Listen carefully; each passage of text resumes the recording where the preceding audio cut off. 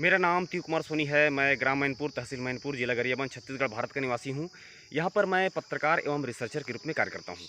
इस वीडियो के माध्यम से मैं बताना चाहता हूँ कि मैंने ब्रह्मांड का बहुत ही बड़ा वैज्ञानिक आविष्कार किया है। मैंने आविष्कार किया है ब्रह्मांड का स्थापना एवं नियंत्रण सिद्धांत। मैंने आविष्कार किया है ब्रह्मांड का स्थापना एवं नियंत्रण सिद्धांत। यह वो सिद्धांत है जिसे दुनिया का कोई भी वैज्ञानिक नहीं जानता है, केवल मैं ही जानता हूँ। और दुनिया का कोई भी वैज्ञानिक इस वैज्ञानिक सिद्धांत को नहीं जानता है। ब्रह्मांड का स्थापना एवं नियंत्रण सिद्धांत, इसका मैं शब्दों का अर्थ बता देना चाहता हूँ कि ब्रह्मांड मतलब वो जिस ब्रह्मांड के बारे में हम जानते हैं। ब्रह्मांड का स्थापना मतलब स्थापना कौन कहाँ पर स्थापित होगा।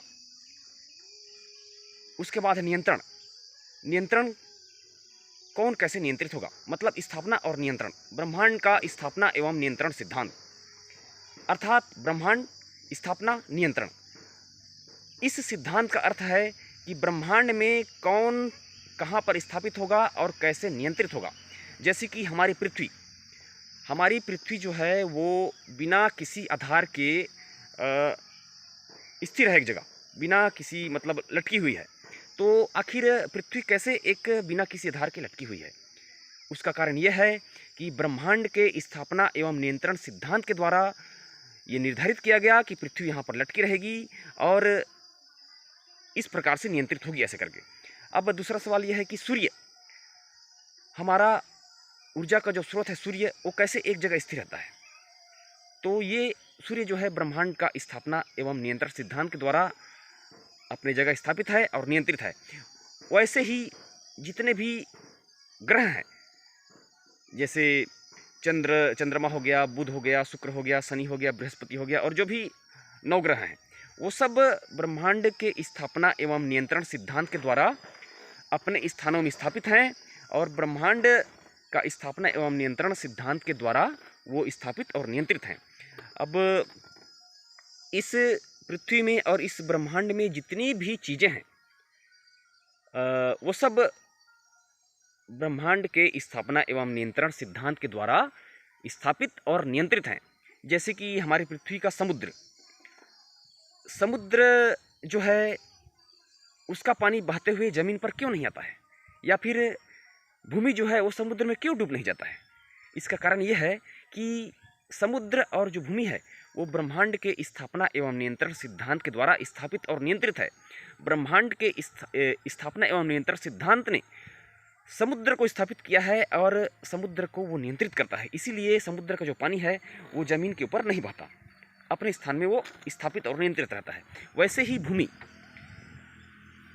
जमीन जो है वो भी ब्रह्मांड के स्थापना एवं नियंत्रण सिद्धांत के द्वारा स्थापित और नियंत्रित है।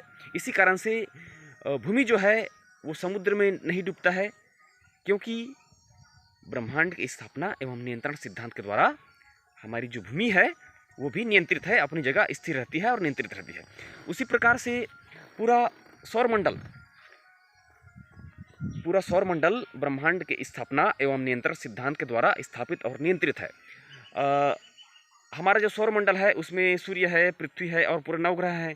तो हमारे ही जैसे और असंख्य करोड़ों ब्रह्मांड और सौरमंडल है। ये सभी ब्रह्मांड के स्थापना एवं नियंत्रण सिद्धांत के द्वारा स्थापित और नियंत्रित हैं। अर्थात इस ब्रह्मांड में कौन सी चीज़ कहाँ पे रहेगी, कहाँ पे स्थापित होगी और कैसे नियंत्रित होगी, ये सब ब्रह्मांड के स्थापना एवं नियंत्रण सिद्धांत के द्वारा स्थापित और नियंत्रित होते हैं। मैंने यह वैज्ञानिक सिद्धांत भारत सरकार को बताया है और ये मेरा बहुत बड़ा वैज्ञानिक आविष्कार है। ब्रह्मांड का स्थापना एवं नियंत्रण सिद्धांत के बारे में दुनिया का कोई भी वैज्ञानिक नहीं जानता है। यह वैज्ञानिक आविष्कार मैंने किया है और बहुत जल्द मैं प्रेजेंटेशन दूंगा आम जनता के समक्ष, छत्तीसगढ़ सरकार के समक्ष, भारत सरकार के समक्ष, मीडिया के समक्ष मैं अपने वैज्ञानिक सिद्धांतों का प्रदर्शन करूंगा और ब्रह्मांड का स्थापना एवं नियंत्रण सिद्धांत, वैज्ञानिक सिद्धांत को मैं इस दुनिया के समक्ष प्रस्तुत करूंगा।